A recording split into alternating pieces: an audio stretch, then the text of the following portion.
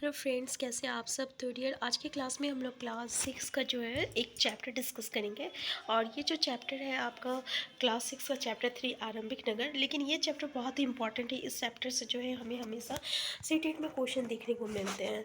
तो चलिए स्टार्ट करते हैं डियर हम लोग आज का क्लास। तो देखिए, हम उन्हीं इंपॉर्टेंट पॉइंट को डिस्कस करेंगे जो कि हमारे कॉम्पिटिशन पॉइंट ऑफ व्यू से इम्पॉर्टेंट है, मतलब सीटेट के लिए इम्पॉर्टेंट है। और सीटेट के साथ साथ अगर आप किसी और भी टीचर लेवल की तैयारी कर रहे हैं तो उसके लिए भी ये इम्पॉर्टेंट है, ठीक है। तो जैसे कि हम लोग का फर्स्ट टॉपिक है आपका हड़प्पा की कहानी। तो देखिए, 150 साल पहले क्या हुआ था, जब रेलवे लाइन बिछाया जा रहा था तब इंजीनियर को अचानक क्या हुआ, आपको एक पुरा स्थल मिला था। ये पुरा स्थल आपका हड़प्पा पुरा स्थल मिला था, जो कि पाकिस्तान में है। तो पूछा जाता है कि हड़प्पा कहाँ में है अभी, तो यहाँ पे आधुनिक पाकिस्तान में है, ठीक है। तो यहाँ पे बहुत ही अच्छी मिट्टी ईंटें इन लोगों को मिली। और इन ईंटों का इन लोगों ने क्या किया, जो रेलवे लाइन बिछाने में इन लोगों ने इस्तेमाल किया, यानी इन ईंटों को उखाड़ कर रेलवे लाइन बिछाई, ठीक है। तो इसकी लगभग 80 साल बाद जो क्या हुआ था कि ये जो पुरातत्वविद, देखिए पुरातत्वविद किसे कहते हैं, ये क्वेश्चन आता है। तो जिसमें 3-4 स्टेटमेंट दिया हुआ रहता है। तो जो आपकी पुरानी वस्तुएं जो होती है ना, उसका जो अध्ययन करते हैं उसको पुरातत्वविद कहते हैं, ठीक है। और देखिए, एक पुरातत्वविद एक इतिहासकार होता है। इतिहासकार भी वही होता है, लेकिन इतिहासकार जो रहता है ना, वो लिखित स्रोत का भी उपयोग करता है। और पुरातत्वविद जो रहता है ना, जो आपके वस्तु मिलते हैं उसका अध्ययन करता है, ठीक है। तो 80 साल बाद जो है इन्हें इस स्थल को ढूंढा, और ये तब पता चला कि ये खंडर जो है उपमहाद्वीप के सबसे पुराना शहर में से एक है, ठीक है। और इसी का नाम जो है हड़प्पा सभ्यता रखा गया था। हड़प्पा सभ्यता क्यों रखा गया था, क्योंकि सबसे पहले जो नगर मिला था वो हड़प्पा मिला था, जो कि आपका 80 साल पहले मिला था, ठीक है ना। तो इसलिए इसका नाम जो है हड़प्पा सभ्यता रखा गया। तो इन शहरों का निर्माण कब हुआ था, 4700 साल पहले। यानी हड़प्पा सभ्यता का निर्माण कब हुआ था, तो 47 साल पहले हुआ था। अब देखिए, ये नगर आधुनिक पाकिस्तान के पंजाब में है। और शीत प्रांतों, भारत की गुजरात, राजस्थान, हरियाणा और पंजाब प्रांतों में मिले हैं। इन सभी स्थलों से प्रांतत्वविदों को अनोखी वस्तुएं मिली, जैसे मिट्टी के लाल बर्तन जिन पर काले रंग के चित्र बने थे। देखिए, यहाँ से क्वेश्चन आता है कि पुरातत्व को कैसी वस्तुएं मिली है हड़प्पा सभ्यता से। तो इन्हें ना मतलब कि लाल बर्तन मिले हैं मिट्टी का, और इस पे जो है ना काले रंग का चित्र बनाया गया है, ठीक है, याद रखिएगा।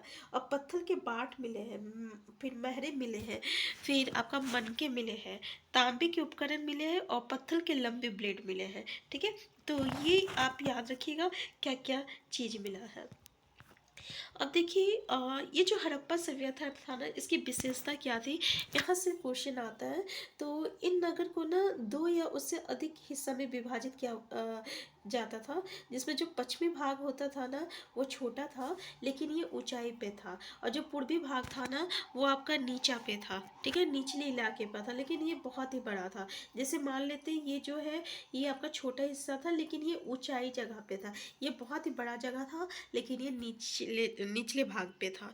तो ऊंचाई वाला जो भाग था ना उसको नगरदूत कहा जाता था। पुरातत्वविद जो है नगरदूत कहते थे। और जो नीचे का जो हिस्सा था उसको क्या कहा जाता था, तो निचला नगर कहते थे। और इन दोनों के बीच में जो है पक्की ईंटों से जो है एक दीवारें बनाई जाती थी, ठीक है, जो बहुत ही मजबूत थी कि सालों बाद भी वैसे ही रहा। देखिए, कुछ नगरों के नगर दुर्ग जो थे ना, उसमें खास इमारत बनाई गई थी। अगर हम उदाहरण लें तो मोहनजोदड़ो। देखिए, मोहनजोदड़ो को याद रखिएगा। यहाँ पे आपको एक तालाब बनाया गया है जिसको हम लोग महान स्नानघर कहते हैं। इंग्लिश में इसको हम लोग ग्रेट बाथ कहते हैं। और इस तालाब में जो है,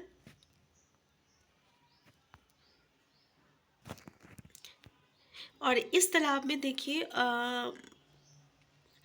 इस तालाब को बनाने में जो है ईंट और प्लास्टर का इस्तेमाल किया गया है। अब ना आपको स्टेटमेंट बेस्ड क्वेश्चन पूछा जाता है, जैसे एक स्टेटमेंट, 2 स्टेटमेंट, 3 स्टेटमेंट, इसमें कौन सा स्टेटमेंट सही है कौन सा गलत नहीं है। तो यहाँ पे आपको इस तरीके से लाइन को उठा के दे दिया जाता है, ठीक है।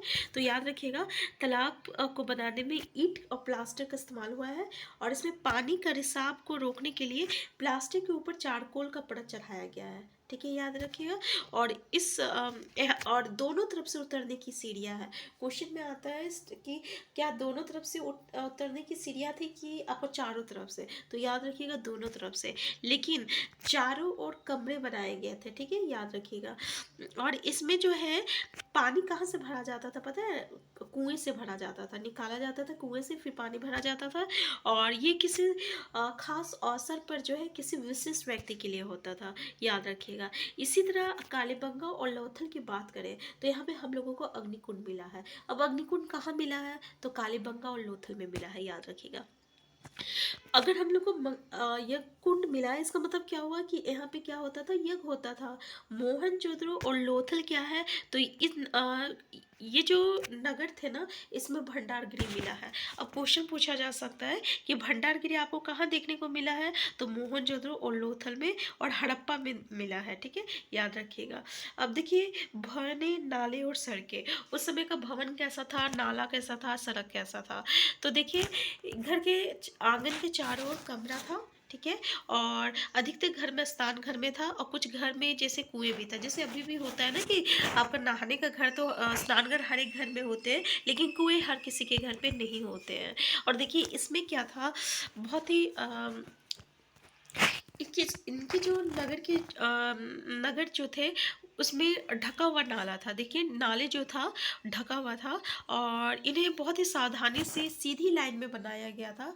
और हर नाली में क्या था? एक हल्की ढलान था, ताकि पानी जो था ना वो आसानी से जो है बह सके, ठीक है। और घर की जो नाली जो था ना, वो सड़क की जो नाली थी ना उससे जुड़ा हुआ था, जो और जो बाद में क्या होता था ना, एक बड़े नाले में जाके मिल जाता था। और नाले को इस तरीके से ढका जाता था, और इसमें मेन होल जो है जगह जगह पे बनाया जाता था, ताकि जो है ज़रूरत पड़ने पे उसका सफाई किया जा सके। तो आप देख सकते हैं किस तरीके से योजनाबद्ध तरीके से यहाँ पे सड़क का निर्माण किया जाता था, ठीक है। तो ये सब आपका फीचर्स है जिसको आपको याद रखना होगा। अब नगरीय जीवन के बारे में देखते हैं। देखिए हड़प्पा के नगर जो थी ना, ये कैसा जीवन था पूछा जाता है, तो ये नगरीय जीवन था। यहाँ पे बहुत हलचल होती थी, और यहाँ पे खास इमारतें बनाई गई थी। यहाँ के और ये जो था ना, यहाँ के शासक जो लोग थे, ये शासक लोग जो थे ना, ये दूर दूर जाते थे, जहाँ पे धातु हो गया, बहुमूल्य पत्थर हो गया, या अन्य उपयोगी चीज़ें जो होती थी वो चीज़ मंगवाते थे, और फिर मंगवाते अन्य चीज़ जो है, यानी ज़रूरत की चीज़ें जो है मंगवाया जाता था। जैसे शायद शायद शासक लोग खूबसूरत मनके तथा सोने चांदी से बने आभूषण जैसे कीमती चीज़ों को अपने पास रखते होंगे। इन नगरों में लिपिक भी होते थे। देखिए इस नगर में लिपिक भी होते थे, और कैसे पता चला? जो मोहरे पे लिखा करते थे, ठीक है, और शायद अन्य चीज़ों पे भी ये लिखते होंगे। तो इसके अलावा नगरों में शिल्पकार स्त्री पुरुष भी रहते थे। देखिए शिल्पकार तो रहता था, हो सके स्त्री पुरुष दोनों रहते थे, जो अपने घरों या किसी उद्योग स्तर पर तरह तरह की चीज़ें जो है बनाते थे, याद रखिएगा। यहाँ पे आप देख सकते हैं तो क्या क्या चीज़ें जो है हमें देखने को मिला है उस समय। यहाँ पे मोहनजोदड़ो की एक सड़क है, उसमें बना एक नाला है। हड़प्पा की एक मोहर बनाया हुआ है, और इस मोहर के ऊपर के चिन्ह एक खास लिपि में लिखा गया है, ठीक है। और महाद्वीप में पाए गए लेखन का ये प्राचीनतम उदाहरण है। विद्वानों ने इसे पढ़ने की कोशिश की, लेकिन अभी तक देखिए अभी भी इस पे जो है ना रिसर्च चल ही रहा है, यानी अभी तक इसको पढ़ा नहीं गया है कि कौन सी लिपि में लिखा गया है, ठीक है। देखिए नगर और नई शिल्प, जैसे पुरातत्वविद को जो चीज़ें वहाँ मिली है ना, उसमें क्या क्या चीज़ें मिला है, जैसे कि पत्थर में है, शंख है, तांबे है, कांसा है, सोना है, चांदी है। देखिए अब यहाँ पे सोना और चांदी मिला है, लेकिन लोहा नहीं मिला है, ठीक है। तो यहाँ से क्वेश्चन आपको देखने को मिलता है, तांबा, कांसा, सोना, चांदी। तांबे और कांसे के औजार, हथियार, गहने और बर्तन पाए जाते थे। सोने और चांदी के गहने भी पाए जाते हैं। यहाँ मिली सबसे आकर्षक वस्तु क्या थे? तो मनकी और बाट है, और फलक है, ठीक है। तो हड़प्पा सभ्यता के लोग जो है पत्थर के मोहरे बनाते थे। क्या बनाते थे? पत्थर के मोहरे बनाते थे। किस शेप का था? तो आयताकार था, ठीक है। और इसमें जानवरों के चित्र भी मिलते थे। हड़प्पा सभ्यता के लोग जो है काले रंग से डिजाइन किया गया खूबसूरत मिट्टी के बर्तन बनाते थे, ठीक है। तो याद रखिएगा।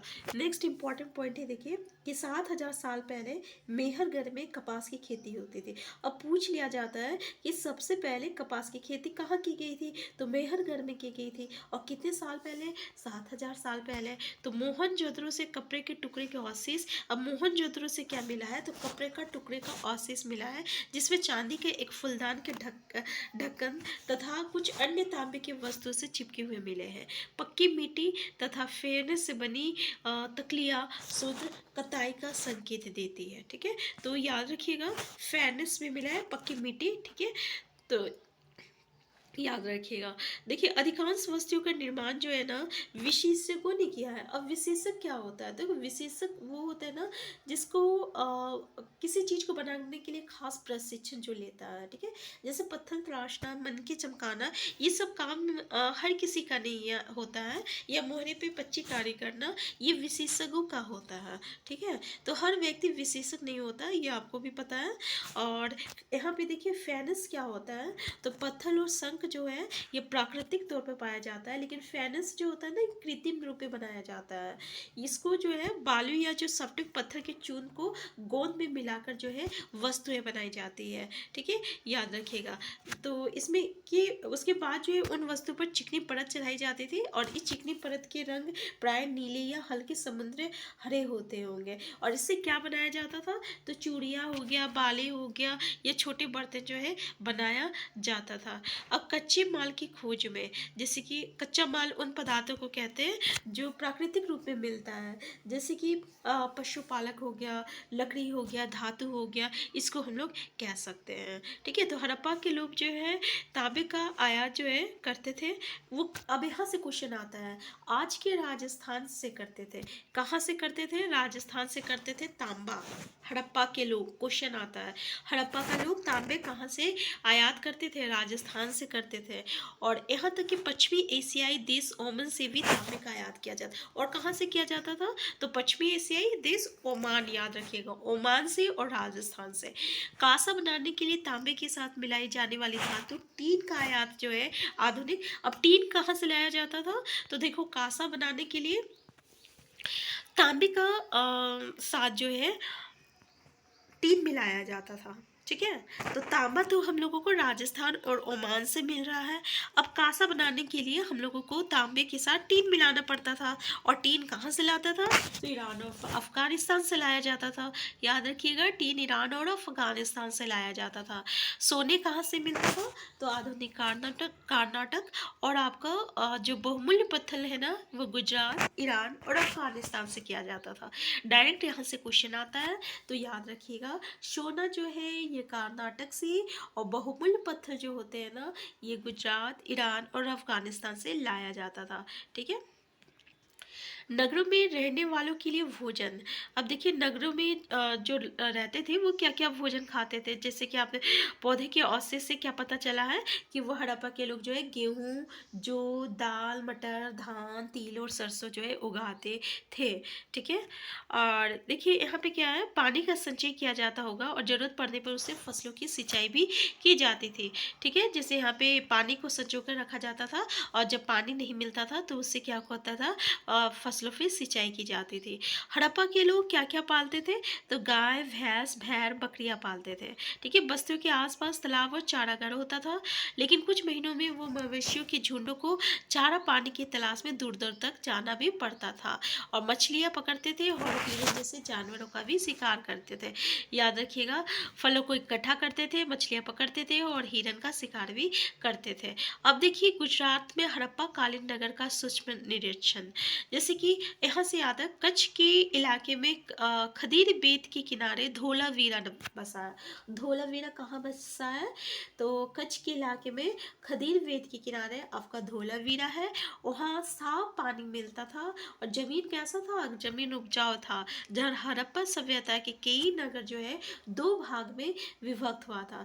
अभी अभी इससे पहले हम लोग जो देखे थे उसमें देखे थे हड़प्पा सभ्यता के जितने भी नगर हैं वो दो भागों में विभक्त किया था। एक ऊंचा था, एक नीचा था, जिसको हम लोग नगर दुर्ग और निचला हिस्सा कहते थे। यही हड़प्पा सभ्यता के जो धोलावीरा है ना, इन तीन भागों में विभाजित किया हुआ था। और इसके हर हिस्से जो है चारों ओर पत्थर की ऊंची ऊंची दीवारें बनाई गई थी और अंदर जाने के लिए प्रवेश द्वार भी था। इस नगर में खुला एक मैदान था जहां आपका सार्वजनिक कार्यक्रम किया जाता था। अब क्वेश्चन यहाँ से पूछा जाता है ऐसे ही, तो याद रखिएगा। देखिए यहाँ मिले कुछ अवशेष में हड़प्पा लिपि के बड़े बड़े अक्षरों के को पत्थर में क्या खुदवाया गया। ठीक है, तो ये एक अनोखा अवशेष है क्योंकि आमतौर पर हड़प्पा के लोग जो है मुहर जैसे छोटी वस्तुओं पर पाए जाते थे। गुजरात के खंपात की खाड़ी, ठीक है, याद रखिएगा, गुजरात की खंबात की, ठीक है, गुजरात की खंबात की खाड़ी में मिलने वाली साबरमती की एक उपनदी के किनारे वर्षा लोथल। अब लोथल कहाँ बसा है भाई, तो याद रखिएगा गुजरात की खंबात की खाड़ी में आपका मिलने वाली साबरमती की एक उपनदी के किनारे जो है ये आपका लोथल नगर बसा है, जहाँ कीमती पत्थर जैसा कच्चा माल आसानी से मिल जाता है। ये पत्थरों, शंख और धातुओं से बनाई कई चीजों का महत्वपूर्ण केंद्र है और इस नगर में एक भंडारगृह भी है और इस भंडारगृह से कई मोहरे और मुद्राकन या मुहरबंदी गीली मिट्टी पर दबाने से बनी उनकी छाप मिले हैं। ठीक है, तो ये याद रखिएगा क्या क्या मिला है। तो ये लोथल का ये बंदरगाह है, यहाँ एक बड़ा लोथल बड़ा तालाब लोथल का बंदरगाह रहा होगा और यहाँ समुद्र के रास्ते आने वाले नावें रुकती थी। सभ्यता यहाँ पर लाल चढ़ाया उतारा, ये सॉरी यहाँ पे थोड़ा सा गलती हो गया बोलने में, माल चढ़ाया उतराया जाता था। तो सॉरी सॉरी, थोड़ा सा मिस्टेक हो गया, हम माल को लाल बोल दिए थे, सॉरी। अब देखिए यहाँ पे जो है एक इमारत मिली है जहाँ सभ्यता मनके बनाने का काम होता था और पत्थर के टुकड़े बने मनके बनाने वाले उपकरण और तैयार मनके भी यहाँ मिले हैं। ठीक है, मुद्रा के बारे में यहाँ पे देख लीजिए कि मुद्रा क्या होता है या मुद्राकरण क्या होता है या मोहरबंदी क्या होता है, जैसे मोहरों का प्रयोग क्यों किया जाता है। अगर अभी जो है हम लोग कुछ स्पीड पोस्ट करते हैं तो देखते हैं कि वो जो रहता है उसका सील पैक रहता है। इसी तरह जो रहता है थैले को बंद करने के बाद उसमें मुहाने पर गीली मिट्टी पोत कर उन पर मुहर लगाया जाता था और मुहर की छाप को मोहरबंदी कहते थे। इसे ये साबित, अगर ये छाप टूटी नहीं होती थी तो ये साबित होता था कि सामान के साथ कोई छेड़छाड़ नहीं किया गया है। जैसे भी स्पीड पोस्ट भी आता है तो उस पर सील लगा हुआ रहता है तो हमें क्या पता चलता है कि इसके साथ कोई भी छेड़खानी नहीं हुआ है। ठीक है, ठीक वैसे ही सभ्यता का अंत का रहस्य, तो देखिए 29 साल पहले पूछा जाता है कि सभ्यता का अंत कब हुआ था, हड़प्पा सभ्यता का, तो 29 साल पहले हुआ था। अचानक लोगों ने इन नगरों को छोड़ दिया था। लेखन, मोहरे और बाटों का प्रयोग जो है बंद हो गया था।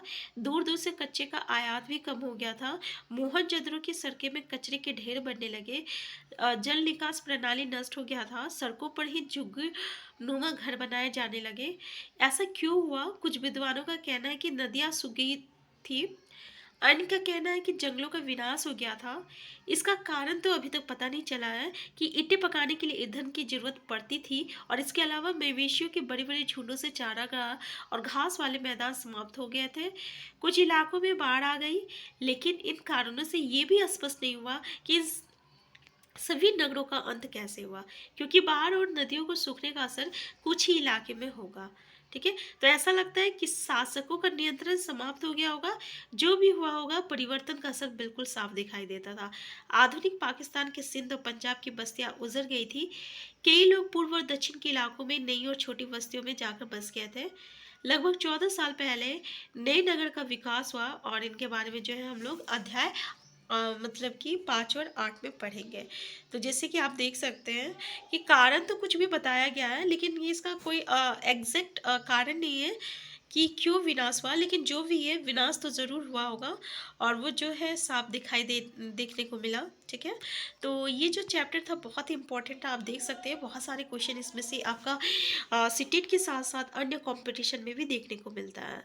तो हम फिर मिलते हैं नेक्स्ट क्लास में। चैनल में नए हैं, चैनल को सब्सक्राइब कर लीजिएगा। वीडियो हेल्पफुल होगा तो लाइक शेयर करना मत भूलिएगा। और डियर इसी पेज में जो है हम लोग चैप्टर वाइज एमसीक्यू भी कर रहे हैं, ठीक है, जहाँ से आपको 20 या 25 का मार्क्स का सीटेट में जो है इजीली आप क्लियर कर सकते हैं। हम फिर मिलते हैं, चैनल में नए हैं चैनल को सब्सक्राइब कर लीजिएगा। Thank you.